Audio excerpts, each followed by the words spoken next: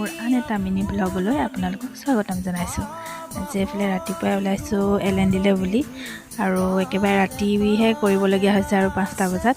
ওচৰতে পাৰ্ক এখনো আছে দেই, তাতে বহুত সোমোৱা নাই মানে আজিলৈকে, সেইকাৰণে সোমাই ল'লোঁ। অলপমান একপাক মানে ঘূৰি দিলোঁ আৰু গোটেইকেইজনীয়ে। আৰু এইফালে ৰুমতে আহি কিনে ডাইৰেক্ট ভিডিঅ' কৰিছোঁ। আহোঁতে গোমধান লৈ আহিছিলোঁ 3টা, আৰু এটা পুৰি কেনে বোলো খাই চাওঁচোন, জুই হোৱা হ'লে বেছি ভাল লাগিলেহেঁতেন। এতিয়া গেছতে পুৰিলোঁ। আৰু নেমু নাই বজাৰত, তো লগৰ এজনী ৰুমৰ পৰা নেমু এডোখৰ লৈ ল'লোঁ, আৰু নেমু, জলকীয়া গুড়ি, নিমখ এনেকৈ দিয়ে লগাই কেনে পুৰি আছোঁ। আৰু খাবলৈ কিন্তু টেষ্টি হৈছিলে দেই।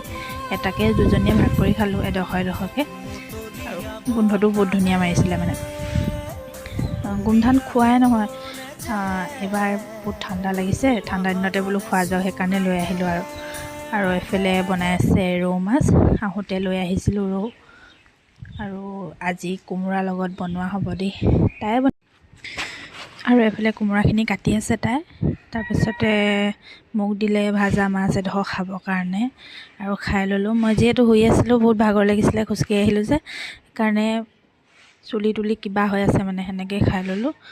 আৰু অলপমান চাব গ'লোঁ আৰু মই কি বনাইছে বুলি। তো এইফালে খাবলৈ দিলেই তাই, বহুত ভাল লাগিলে খাবলৈ, টেষ্টি আছিলে। আৰু আজি ভিডিঅ'টো ইমানেই।